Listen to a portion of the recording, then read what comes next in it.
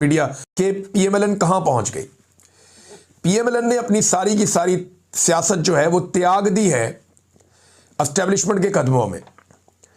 उन्हें इस बात का अंदाजा है कि आइंदा अब वो मुस्तकबिल करीब में वोटों के साथ इक्तदार में नहीं आने वाले, लिहाजा बूटों के साथ चिपके रहो और इनके तस्मों के साथ लटक लटक के इक्तदार में पहुंचो।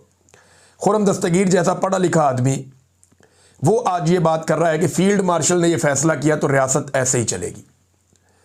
हालांकि वो ये जानते हैं कि रियासत की डेफिनेशन क्या है, लेकिन ये बातें रिकॉर्ड का हिस्सा बनती जा रही है कि पीएमएलएन ने किस लेवल तक गिरावट का सबूत दिया जब पाकिस्तान में आमिराना हिकमत अमली अपनाई गई थी।